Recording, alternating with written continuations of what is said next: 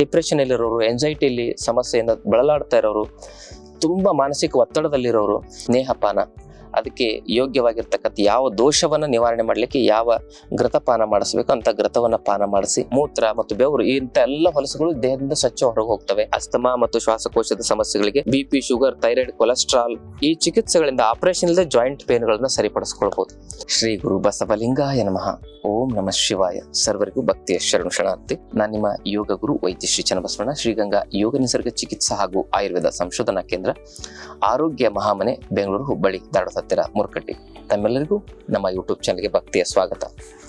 ಆದ್ಮೇಲೆ ಇವತ್ತಿನ ಸಂಚಿಕೆಯಲ್ಲಿ ಪಂಚಕರ್ಮದ ವಿಶೇಷತೆಗಳನ್ನು ನೋಡೋಣ. ಬಹಳ ಜನ ಪಂಚಕರ್ಮ ಹೆಸರು ಕೇಳಿರ್ತೀವಿ, ಅದರ ವಿಶೇಷತೆ ಏನು, ಪಂಚಕರ್ಮ ಮಾಡಿಸ್ಕೊಳ್ಳೋದ್ರಿಂದ ಆಗುವ ಪ್ರಯೋಜನಗಳೇನು, ಪಂಚಕರ್ಮ ಯಾರೆಲ್ಲ ಮಾಡಿಸ್ಕೋಬಹುದು, ಯಾರೆಲ್ಲ ಮಾಡಿಸ್ಕೋಬಾರದು ಅನ್ನೋದನ್ನ ನೋಡೋಣ. ಪಂಚಕರ್ಮದ ವಿಶೇಷತೆ ಅಂದ್ರೆ ಇದು 5 ಚಿಕಿತ್ಸೆಗಳ ಒಂದು ಪ್ರಧಾನವಾಗಿರ್ತಕ್ಕಂಥ ವ್ಯವಸ್ಥೆ. ವಮನ, ವಿರೇಚನ, ನಸ್ಯ, ರಕ್ತ ಮೋಕ್ಷಣ, ಬಸ್ತಿ ಅಂತೇಳಿ. ವಮನ ಅಂದ್ರೆ ಔಷಧಿ ದ್ರವ್ಯಗಳ ಮೂಲಕ ನಮ್ಮ ಒಂದು ಶರೀರವನ್ನ ಊರ್ಧ್ವಗತಿಯಲ್ಲಿರ್ತಕ್ಕಂಥ ಎಲ್ಲಾ ದೋಷಗಳನ್ನ ನಿವಾರಣೆ ಮಾಡ್ಲಿಕ್ಕೆ ವಮನ ಮಾಡ್ತಾರೆ. ಕಫ ಮತ್ತು ಪಿತ್ತ ಶಾಮಕವಾಗಿ ಇದು ಕೆಲಸ ಮಾಡುತ್ತೆ. ವಿರೇಚನ ಅಂತ ಹೇಳಿದ್ರೆ ಇದು ಪಿತ್ತ ಮತ್ತು ವಾತ ಶಾಮಕವಾಗಿನೂ ಕೆಲಸ ಮಾಡುತ್ತೆ. ಬಸ್ತಿ ಅಂತ ಹೇಳಿದ್ರೆ ಮುಖ್ಯವಾಗಿ ಇದು ವಾತ ಶಾಮಕವಾಗಿ ಕೆಲಸ ಮಾಡುತ್ತೆ. ನಸ್ಯ ಇದು ಊರ್ಧ್ವ ಗತಿಯ ರೋಗಗಳನ್ನ, ENTಯ ಸಮಸ್ಯೆಗಳಿಗೆ ಇದು ಉತ್ತಮ ಪರಿಹಾರವಾಗಿ ಕೆಲಸ ಮಾಡುತ್ತೆ. ರಕ್ತ ಮೋಕ್ಷಣ ಅಂತ ಹೇಳಿದ್ರೆ ನಮ್ಮಲ್ಲಿ ಈ ಒಂದು ರಕ್ತದ ದೋಷಗಳನ್ನ ಅದು ತೆಗಿತಕ್ಕಂಥ ಕೆಲಸವನ್ನು ಮಾಡ್ತಾರೆ. ಅಲ್ಲಿ ಲೀಚ್ ಹುಳಗಳನ್ನ ಬಳಸ್ತಾರೆ. ಈ 5 ಚಿಕಿತ್ಸೆಗಳನ್ನ ಪಂಚಕರ್ಮ ಚಿಕಿತ್ಸೆ ಅಂತ ಹೇಳಿ ಕರೆಯೋದು ಉಂಟು. ಈ ಪಂಚಕರ್ಮ ಚಿಕಿತ್ಸೆಯನ್ನ ಮಾಡೋದ್ರಲ್ಲಿ ಕೆಲವೊಂದಿಷ್ಟು ಪ್ರೊಸೀಜರ್ಗಳು ಇರ್ತವೆ. ಅಂದ್ರೆ ಮೊದಲು ದೀಪನ ಪಾಚನ ಅಂದ್ರೆ ಅಗ್ನಿ ದೀಪನ ಮಾಡ್ತಾರೆ. ಆಮೇಲೆ ಸ್ನೇಹಪಾನ, ಅದಕ್ಕೆ ಯೋಗ್ಯವಾಗಿರ್ತಕ್ಕಂಥ ಯಾವ ದೋಷವನ್ನ ನಿವಾರಣೆ ಮಾಡ್ಲಿಕ್ಕೆ ಯಾವ ಘೃತಪಾನ ಮಾಡಿಸ್ಬೇಕು ಅಂತ ಘೃತವನ್ನ ಪಾನ ಮಾಡಿಸಿ, ಆ ದೋಷಗಳನ್ನ ಸಂಪೂರ್ಣವಾಗಿ ಏನ್ ಮಾಡ್ತಾರೆ ಅಂದ್ರೆ ಅಕ್ಯುಮುಲೇಷನ್ ಮಾಡ್ತಾರೆ, ಒಂದ್ ಕಡೆ ಕೋಷ್ಟಕ್ಕೆ ತರ್ತಾರೆ ಘೃತಪಾನ ಮಾಡಿಸಿ.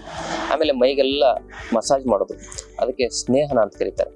ಅವೆಲ್ಲವುಗಳನ್ನು ಕೋಷ್ಟಕ್ಕೆ ತಂದು ಇವೆಲ್ಲ ಪ್ರಕ್ರಿಯೆ ಮೂಲಕ ಕೊನೆಗೆ ವಮನ ಅಥವಾ ವಿರೇಚನದ ಮೂಲಕ ಆ ದೋಷಗಳನ್ನ ಹೊರಗೆ ಹಾಕ್ತಾರೆ. ವಮನ ಅಂದ್ರೆ ವಾಂತಿ ಮಾಡಿಸೋದು, ವಿರೇಚನ ಅಂದ್ರೆ ಭೇದಿ ಮಾಡಿಸೋದು. ಎಲ್ಲ ದೇಹದ ಜೀವಕೋಶಗಳ ಒಳಗಿರ್ತಕ್ಕಂಥ ಸೆಲ್ಯುಲರ್ ಲೆವೆಲ್ ಅಲ್ಲಿ ಒಳಗಡೆ ಇರತಕ್ಕಂಥ ಟಾಕ್ಸಿನ್ ಅನ್ನ ತೆಗಿತದೆ. ಈ ಟಾಕ್ಸಿನ್ ಹೋಯ್ತು ಅಂದ್ರೆ ವರ್ಷಕ್ಕೊಂದ್ಸರಿ ಯಾರು ಪಂಚಕರ್ಮ ಮಾಡ್ಕೋತಾರೆ ಅವ್ರಿಗೆ ಯಾವ ಕಾಯಿಲೆಗಳು ಬರಲ್ಲ. ಈ ಗಾಡಿಗೆ ಸರ್ವಿಸ್ ಮಾಡ್ತಾರೆ ನೋಡ್ರಿ, ಜೀವ ಇಲ್ದಿರೋ ಗಾಡಿಗೆ ಸರ್ವಿಸ್ ಮಾಡ್ತಾರೆ. ಈ ಜೀವ ಇರೋ ಬಾಡಿಗೆ ಸರ್ವಿಸ್ ಇಲ್ಲ, ಅದಕ್ಕಾಗಿ ಕಾಯಿಲೆ ಬರ್ತವೆ.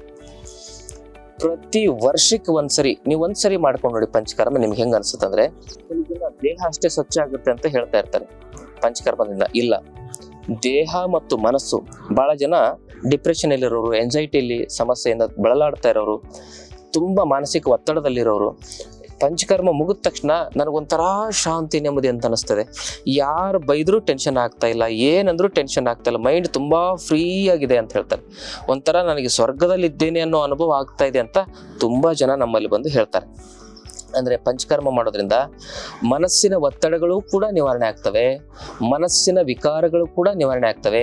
ದೇಹದಲ್ಲಿರ್ತಕ್ಕಂಥ ವಾತ ವಿಕಾರ, ಪಿತ್ತ ವಿಕಾರ, ಕಫ ವಿಕಾರ, ಇದು ದೋಷ ವಿಕಾರಗಳು.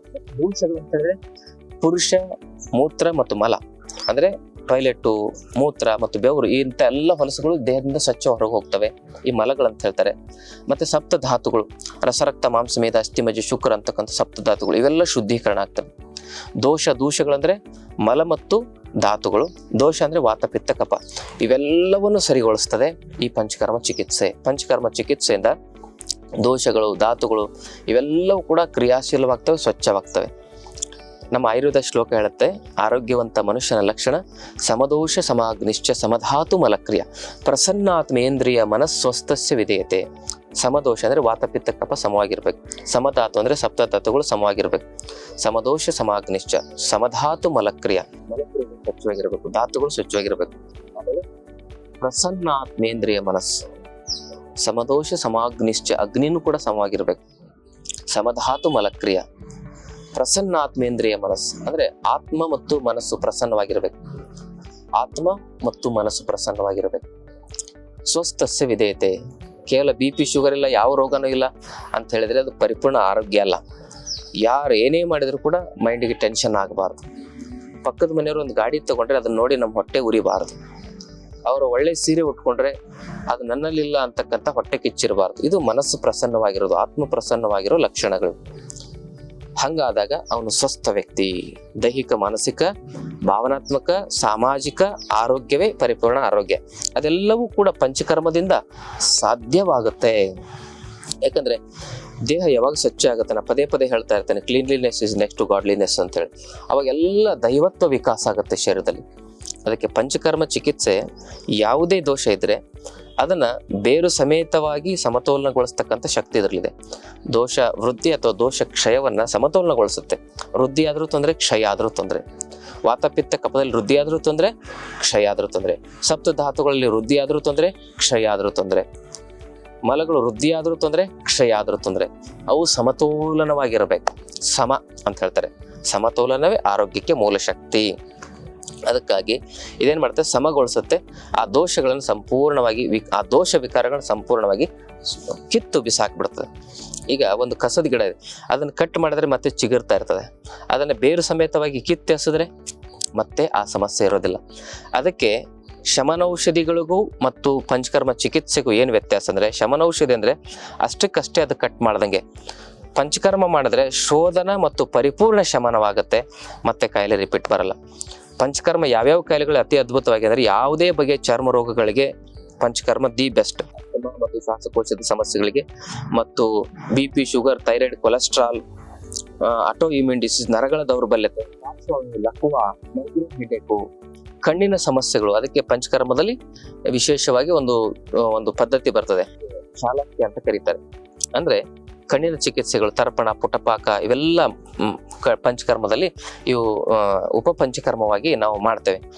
ಅವೆಲ್ಲವೂ ಕೂಡ ಆ ಕಣ್ಣಿನ ಆರೋಗ್ಯದ ಸಮಸ್ಯೆಗೆ ದಿ ಬೆಸ್ಟ್ ಅಂತ ಹೇಳ್ಬೋದು. ಮಾನಸಿಕ ಒತ್ತಡಕ್ಕೆ ಶಿರೋಧಾರ ಅಂತ ಹೇಳಿ ಮಾಡ್ತಾರೆ. ತಲೆ ಕೂದಲುದುರ ಸಮಸ್ಯೆ, ನೆರೆ ಕೂದಲಿನ ಸಮಸ್ಯೆಗೂ ಶಿರೋಧಾರ ಮತ್ತು ವಮನ ಚಿಕಿತ್ಸೆ ಬಹಳ ಅತಿ ಅದ್ಭುತವಾಗಿ ಕೆಲಸ ಮಾಡ್ತವೆ. ಹಾಗೆ ರೊಮಟೈಡ್ ಅರ್ಥರೈಟಿಸ್, ಆಸ್ಟಿಯೋ ಅರ್ಥರೈಟಿಸ್, ಮಂಡಿ ನೋವಿನ ಸಮಸ್ಯೆ, ಸೊಂಟ ನೋವಿನ ಸಮಸ್ಯೆ, ಕುತ್ತಿಗೆ ನೋವಿನ ಸಮಸ್ಯೆ ಆಪರೇಷನ್ ಇಲ್ಲದೆ, ಅದಕ್ಕಾಗಿ ಜಾನುಬಸ್ತಿ, ಮತ್ತೆ ಸೊಂಟಕ್ಕೆ ಕಟ್ಟಿ ಬಸ್ತಿ, ಕುತ್ತಿಗೆ ಗಿರಿಯೋ ಬಸ್ತಿ, ಇಂಥವೆಲ್ಲ ಚಿಕಿತ್ಸೆಗಳನ್ನು ಮಾಡಲಾಗುತ್ತೆ. ಈ ಚಿಕಿತ್ಸೆಗಳಿಂದ ಆಪರೇಷನ್ ಇಲ್ಲದೆ ಜಾಯಿಂಟ್ ಪೇನ್ಗಳನ್ನ ಸರಿಪಡಿಸ್ಕೊಳ್ಬಹುದು. ಆಪರೇಷನ್ ಮಾಡಿದ್ರೆ ತುಂಬಾ ಅಪಾಯಕಾರಿ ಸಮಸ್ಯೆಗಳು ಎದುರಾಗ್ತವೆ. ನೋಡಿ, ವಾಜಪೇಯಿ ಅವರಿಗೆ ಆಪರೇಷನ್ ಮಾಡಿದ್ಮೇಲೆ ವೀಲ್ ಚೇರ್ ಗತಿ ಆಯ್ತು. ಹಾಗಾಗಿ ಇಂಥ ಮೇಜರ್ ಜಾಯಿಂಟ್ಸ್ಗಳಿಗೆ ಆಪರೇಷನ್ಗಿಂತ ಆಯುರ್ವೇದ ಪಂಚಕರ್ಮ ಚಿಕಿತ್ಸೆ ಸುಲಭ, ಸರಳ ಮತ್ತು ಪರಿಪೂರ್ಣ ಪರಿಹಾರ ಅಂತ ಹೇಳ್ಬೋದು. ಹೀಗೆ ಪಂಚಕರ್ಮ ಚಿಕಿತ್ಸೆ ಒಟ್ಟಿನಲ್ಲಿ ದೋಷ, ಧಾತು, ಮಲಗಳನ್ನೆಲ್ಲ ಏನ್ ಮಾಡುತ್ತೆ, ಸ್ವಚ್ಛ ಮಾಡುತ್ತೆ, ಸಮತೋಲನವಾಗಿಡುತ್ತದೆ. ಅದಕ್ಕೆ ಇನ್ನೂ ಹಲವಾರು ನೂರಾರು ಕಾಯಿಲೆಗಳಿಗೆ ಶಾಶ್ವತವಾದ ಪರಿಹಾರ ಒದಗಿಸ್ಲಿಕ್ಕೆ ಪಂಚಕರ್ಮ ಚಿಕಿತ್ಸೆ the best, the most important ಅಂತ ಹೇಳ್ತೇವೆ. ಅಂತ ಪಂಚಕರ್ಮ ಚಿಕಿತ್ಸೆ ಒಂದು ತರಬೇತಿಯನ್ನ ನಮ್ಮ ಆಶ್ರಮದಲ್ಲಿ ಉಚಿತವಾಗಿ ಕೊಡ್ತದೆ. ತರಬೇತಿಯನ್ನ, ಚಿಕಿತ್ಸೆನಲ್ಲ. ಚಿಕಿತ್ಸೆ ಅತ್ಯಂತ ಒಂದು ಪ್ರಾಮಾಣಿಕವಾಗಿ ನಾವು ಮಾಡ್ತೇವೆ. ಅದಕ್ಕೆ ಸರಿಯಾದ ಒಂದು ನಿಗದಿತವಾಗಿರ್ತಕ್ಕಂಥ ಒಂದು ವೆಚ್ಚವನ್ನ ತಾವು ಭರಿಸಬೇಕಾಗುತ್ತೆ. ಆ ಚಿಕಿತ್ಸೆಯನ್ನ ಮಾಡುವ ಟ್ರೈನಿಂಗ್ ಅನ್ನು ಉಚಿತವಾಗಿ ಕೊಡ್ತೇವೆ. ಹಲವಾರು ಜನರು ಏನಾದ್ರು ಆರೋಗ್ಯ ಸಮಸ್ಯೆ ಇದ್ರೆ ಬಂದು ಆ ಪಂಚಕರ್ಮ ಚಿಕಿತ್ಸೆಯನ್ನು ತೆಗೆದುಕೊಳ್ಬಹುದು. ಪಂಚಕರ್ಮ ಚಿಕಿತ್ಸೆಯನ್ನ ಕಲಿಬೇಕನ್ನೋರು ಟ್ರೈನಿಂಗ್ ಉಚಿತವಾಗಿರ್ತದೆ. SSLC ಮತ್ತು PUC ಆಗಿರೋರು ಆ ಟ್ರೈನಿಂಗ್ ಅನ್ನ ಪಡ್ಕೊಳ್ಬಹುದು. SSLC ಆದವರಿಗೆ ಡಿಪ್ಲೊಮಾ ಕೋರ್ಸ್ ಇದೆ, ಡಿಗ್ರಿ ಆದವರಿಗೆ, PUC ಆದವರಿಗೆ ಡಿಗ್ರಿ ಕೋರ್ಸ್ ಇದೆ ಈ ಪಂಚಕರ್ಮ ತರಬೇತಿ ಚಿಕಿತ್ಸೆಯಲ್ಲಿ. ಅದನ್ನ ತಾವು ಮಾಡಬಹುದು. ಅದ್ಭುತವಾಗಿರ್ತಕ್ಕಂಥ ಒಂದು ಪ್ರಯೋಜನಗಳು ನಿಮ್ಮ ಜೀವನಕ್ಕೂ ಕೂಡ ಆಗ್ತವೆ, ಸಮಾಜಕ್ಕೂ ಕೂಡ ಆಗುತ್ತೆ. ಯಾವಾಗ ಪಂಚಕರ್ಮ ಚಿಕಿತ್ಸೆ ತರಬೇತಿ ಪಡ್ಕೊಳ್ತೇವೆ, ನಮ್ಮ ಹಳ್ಳಿಯಲ್ಲೇ ಪಂಚಕರ್ಮ ಚಿಕಿತ್ಸಾ ಕೇಂದ್ರವನ್ನು ತೆರೀಬಹುದು. ಹಳ್ಳಿ ಜನರಿಗೆ, ಎಷ್ಟೋ ಜನರಿಗೆ ನೋವಿನ ಸಮಸ್ಯೆಗಳು, ಸಂಧಿವಾತ ಅವೆಲ್ಲ ಇರ್ತವೆ. ಅಲ್ಲಿ ಆ ಚಿಕಿತ್ಸೆ ಮೂಲಕ ಆ ಸಮಸ್ಯೆ ನಿವಾರಣೆ ಮಾಡಿದ್ರೆ ಅವ್ರಿಗೂ ಒಳ್ಳೇದಾಗುತ್ತೆ, ನಿಮಗೂ ಪುಣ್ಯ ಬರ್ತದೆ, ನಿಮ್ಮ ಆರ್ಥಿಕವಾಗಿ ನಿಮ್ಮ ಜೀವನ ಕೂಡ ಸದೃಢವಾಗುತ್ತೆ. ಒಂದು 20-30 ಸಾವಿರ ಅಂತೂ ಆರಾಮಾಗಿ ಸಂಪಾದನೆ ಮಾಡ್ಬೋದು ಪಂಚಕರ್ಮ ತರಬೇತಿಯನ್ನು ನಾವು ಪಡೆದ್ರೆ. ಅದಕ್ಕಾಗಿ ಈ ವೃತ್ತಿ ಆಧಾರಿತವಾಗಿರ್ತಕ್ಕಂಥ ಜ್ಞಾನವನ್ನ ಕೊಡುವ ಪ್ರಯತ್ನವನ್ನು ಮಾಡ್ತೇವೆ. ನಮ್ಮ ಉದ್ದೇಶ ಸ್ವಸ್ಥ, ಸ್ವಾವಲಂಬಿ, ಸದೃಢ ಸಮಾಜದ ಕಲ್ಯಾಣ ಭಾರತ ಕರ್ನಾಟಕದ ನಿರ್ಮಾಣ.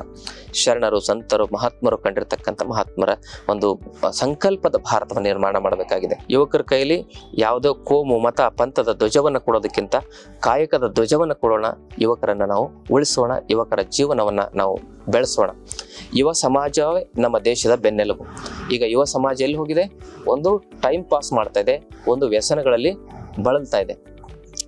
ಯುವ ಸಮಾಜ ಇರೋದು ಒಂದು ವ್ಯಸನಗಳ ಒಂದು ಚಟಗಳಲ್ಲಿ ಜೀವನ ಹಾಳು ಮಾಡ್ಕೊಳ್ತಿದ್ದಾರೆ. ಇನ್ನು ಕೆಲವು ಜನ ಟೈಮ್ ಪಾಸ್ ಮಾಡ್ತಾ ಮಾಡ್ತಾ ತಮ್ಮ ಜೀವನ ಹಾಳು ಮಾಡ್ಕೊಳ್ತಿದ್ದಾರೆ. ಅದಕ್ಕೆ ಇವೆರಡರಿಂದ ಮುಕ್ತರಾಗಿ ಯುವ ಸಮಾಜ ಕಾಯಕ ಪ್ರಧಾನವಾಗಿ ಬದುಕಬೇಕು ಅಂತ ಹೇಳಿದ್ರೆ ಈ ಪಂಚಕರ್ಮ ಚಿಕಿತ್ಸೆ ತರಬೇತಿಯನ್ನ ನಮ್ಮಲ್ಲಿ ನಾವು ಕೊಡ್ತೇವೆ. ಅದನ್ನು ತಾವು ಪಡ್ಕೊಳ್ಬಹುದು. ಆದ್ಮೇಲೆ ವರ್ಷಕ್ಕೊಂದು ಬಾರಿ ಪಂಚಕರ್ಮ ಚಿಕಿತ್ಸೆಯನ್ನು ಮಾಡ್ಕೊಳ್ಳೋದು ಪರಿಪೂರ್ಣ ಆರೋಗ್ಯಕ್ಕೆ ಭದ್ರ ಬುನಾದಿ ಆಗುತ್ತೆ ಅಂತ ವಿಶೇಷವಾಗಿ ಸೂಚನೆ ಕೊಡ್ತಾ, ಈ ಮಾಹಿತಿ ಇಷ್ಟವಾದಲ್ಲಿ ತಮ್ಮ ಬಂಧು ಮಿತ್ರರೊಂದಿಗೆ ಶೇರ್ ಮಾಡ್ಕೊಳ್ಳಿ. ಜೊತೆಗೆ ತಾವಿನ್ನೂ ಚಾನಲ್ ಸಬ್ಸ್ಕ್ರೈಬ್ ಮಾಡ್ಕೊಂಡಿಲ್ಲದ್ರೆ ದಯವಿಟ್ಟು ಸಬ್ಸ್ಕ್ರೈಬ್ ಮಾಡಿ. ನಮ್ಮಲ್ಲಿ 5 ದಿನದ ಆರೋಗ್ಯ ಶಿಬಿರ ಪ್ರತಿ ತಿಂಗಳು ನಡೀತಾ ಇದೆ. ಅಲ್ಲಿ ಔಷಧಿ ಇಲ್ದಂಗೆ ನೆಮ್ಮದಿ ಮತ್ತು ಸುಖವಾಗಿ ಆರೋಗ್ಯವಾಗಿ ಹೇಗೆ ಬದುಕಬೇಕು ಅನ್ನೋದನ್ನ ಪ್ರಾಕ್ಟಿಕಲ್ ಆಗಿ ತೋರಿಸ್ತೇವೆ. ಕುಟುಂಬ ಸಮೇತರಾಗಿ ಆ ಶಿಬಿರಕ್ಕೆ ಬನ್ನಿ, ಪ್ರಯೋಜನವನ್ನು ಪಡ್ಕೊಳ್ಳಿ. ಶರಣಾರ್ಥಿ.